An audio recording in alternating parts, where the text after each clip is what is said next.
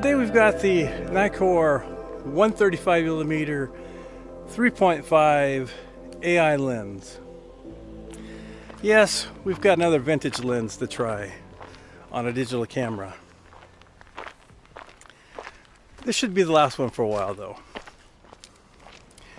It may seem like all I do is try out these old lenses. It feels like it anyway. But really, I'm pretty new to using older vintage lenses on digital cameras. This is kind of new for me. And yes, I could have picked the 2.8 version of this, but I was really looking for the cheapest 135 I could find that was very compact, and this one fit the bill. Now I've got lenses from 55, 105, 135, and 200, all that use the same 52mm filter thread. I think that's kind of cool. This is the hot, dry days of summer. The foliage doesn't look all that great. Time of year I really don't like making photos that much. I don't find a whole lot out here that's all that appealing. Most of the stuff looks better either in spring or even winter, because in winter the leaves are out of the trees and the light's different. Summer to me is, you know, I've complained about it before. So I don't anticipate finding some portfolio shots. But there's a lot of images that are more storytelling. There's a fern right here, I just noticed that. It's got one section, just one section that's turning lighter than the rest of the fern. It's looks like it's stressed out from the heat we've been having. That might be a photo. Something I'm doing today that I have not actually done, I don't think, since I've had this camera, is I'm going to experiment with the image stabilization, because the focal length of 135mm is starting to get kind of telephoto. There's a lot of magnification, so it could vibrate quite a bit. So might as well see if the stabilization, how well it works. It's kind of dark today, so it might be worth, you know, trying out.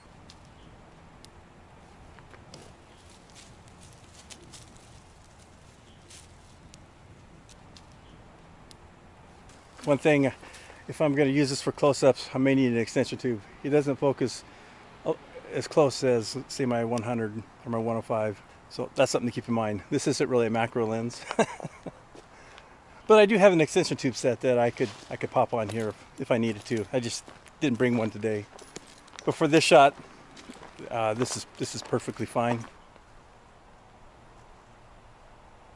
I don't know if you can see these two ferns leaning over on the group here, but I was really drawn to the light stems against the dark background.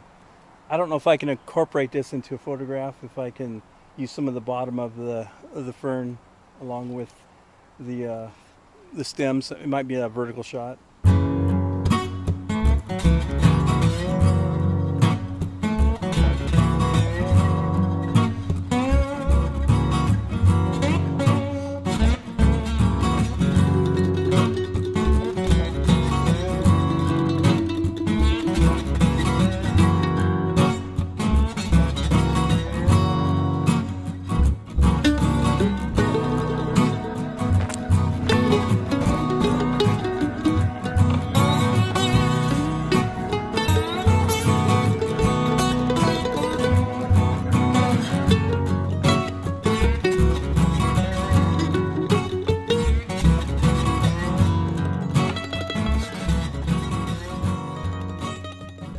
First shot of the morning, first thing I see is this backlit leaf. I don't know if it's a great way to start, but caught my attention. Looking at the results of yesterday's outing, while the photos aren't anything to write home about, I wouldn't say that's the fault of the lens. Conditions just aren't great. But what I can say is this little lens is plenty sharp. It once again, it's just a pleasure to use. It looks longer than it is because of the built-in hood. But this little lens, it's just, this could very well be the smallest 135mm lens I've seen out there. And I said before, I'm picking these lenses based on size. And if their sharpness is acceptable, then I'm going to be using them probably quite a bit. They match up really well with this really small camera. It's very satisfying to find a tool that meets the criteria. Small, affordable, and acceptably sharp. Is it sharper out there? Oh, I have no doubt. But there's nothing smaller out there. There's always a compromise with lenses. No matter what lens you pick, you're always going to have a compromise. Whether it's a zoom, a prime. If it's a prime that has a faster aperture, then it's going to be considerably bigger. If it's a zoom, you may be giving up a little bit of corner sharpness or size or cost, affordability. For the criteria I've set for myself for these vintage lenses, these have been working out quite well. Well, these last couple of videos, although they are kind of about gear, they're really anti-gear. Showing you what you can do with very little. No camera manufacturers are going to be sponsoring this video. They're going to be knocking on my door anytime soon to join their team.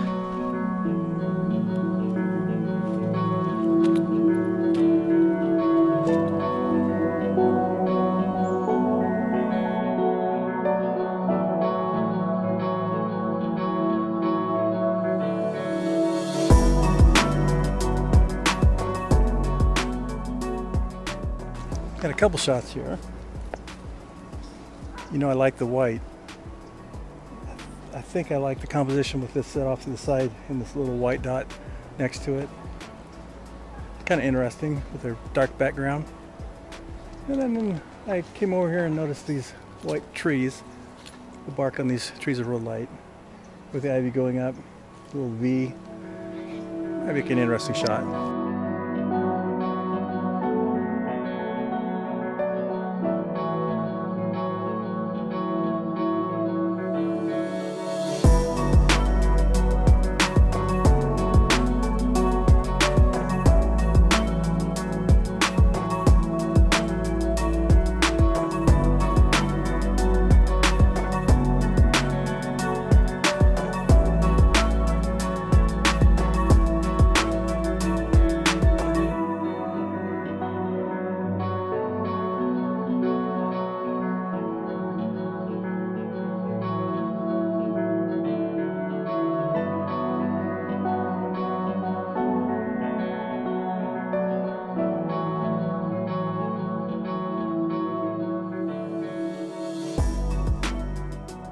Well, this is the part of the video where I say, well, the images aren't probably going to be all that great. I've had fun and I've experimented quite a bit. I think this lens is going to be one I grab quite a bit, and I said that in my last video. This will be a lens that I have no reservations of grabbing it and sticking it in my camera bag.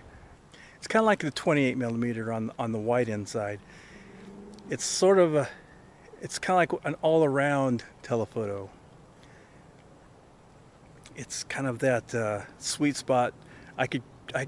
If I wasn't sure, I could take this and a 28, and I'd probably be covered pretty good for most situations. But that might get kind of boring after a while. I mean, why else have all these other lenses?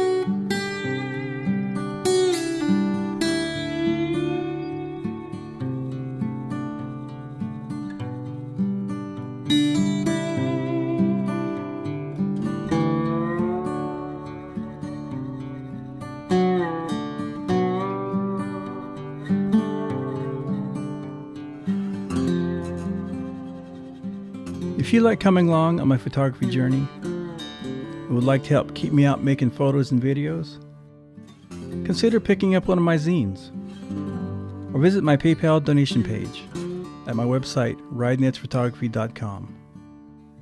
Most of all, don't forget to like and subscribe. And why not leave a comment introducing yourself? I'm always interested in who stopped by my channel to say hello. So until next time, thanks for coming along for the ride.